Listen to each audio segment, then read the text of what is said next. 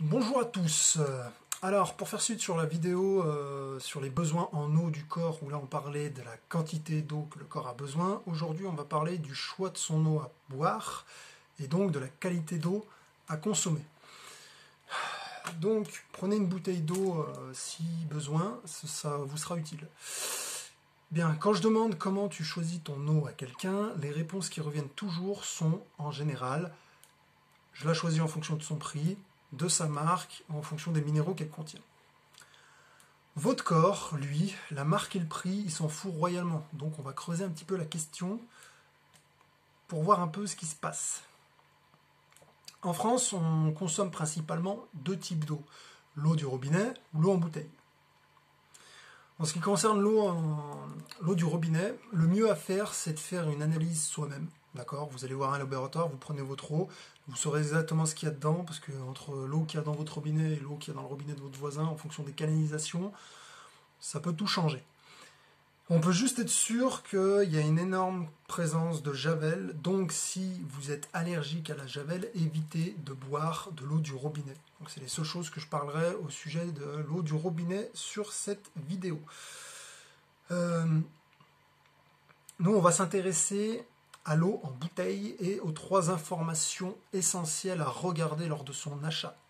Bien, quand vous prenez votre bouteille d'eau, la marque, comme je vous ai dit, on s'en fout, vous avez un tableau où il y a marqué calcium, magnésium, sodium et compagnie. En dessous, vous avez une ligne où c'est marqué pH à 20 degrés.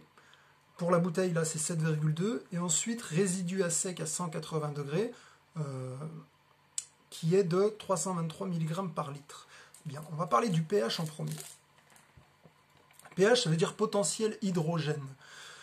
C'est une échelle de mesure, c'est comme pour votre piscine, pour voir si l'eau est acide ou alcalin, en sachant que 1 correspond à une eau très acide et alcalin à une eau à 14, une eau très alcaline. Mettez votre main dans une eau à 1 ou à 14, vous n'avez plus de main, donc c'est dangereux. Le milieu, c'est 7, d'accord, c'est ce qu'on appelle une zone neutre, un pH neutre. Donc il faut rester aux alentours de 7. Bien. Votre corps, il a un pH personnel qui varie en fonction de l'endroit où il est. Donc le pH que vous avez dans votre sang, dans vos urines, dans votre bouche, il est différent. Donc le mieux à faire, c'est d'écouter votre corps, et votre corps, il vous dira au goût l'eau à laquelle le pH qu'il préfère, en sachant qu'il doit rester aux alentours de 6,5. Ça, c'est pour le pH, on met de côté. Maintenant, vous avez ce qu'on appelle le résidu à sec à 180 degrés. Ça correspond aux minéraux qui sont recueillis après l'évaporation d'1 litre d'eau. Donc on fait chauffer l'eau qu'il y a dans la bouteille, après vous allez avoir un fond, les minéraux. À savoir, ce sont des minéraux non organiques. C'est du caillou et du sable, concrètement. Et contrairement aux minéraux organiques, contenus dans les fruits, par exemple les bananes, les oranges, notre corps, il a énormément de mal à les assimiler et à les éliminer. Donc si vous allez voir des naturopathes, ils vous conseilleront toujours de consommer des eaux avec des résidus inférieurs à 80 mg. Certains vous diront 20 mg, d'autres 40, d'autres 60, 80, mais c'est jamais supérieur à 80 en général.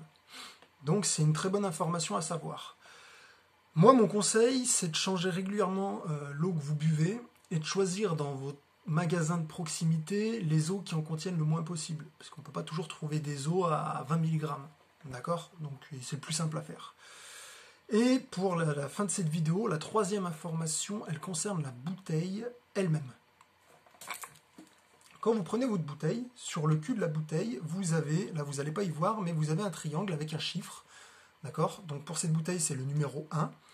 Et des lettres en dessous, et là c'est affiché PET. Ça correspond au type de plastique qui est utilisé pour faire la bouteille.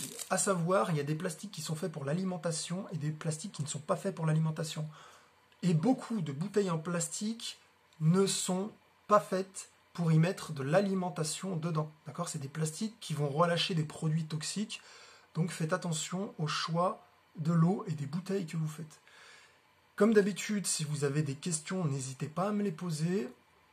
N'hésitez pas aussi à partager et surtout à vérifier les informations qu'on vous donne. Bonne fin de journée.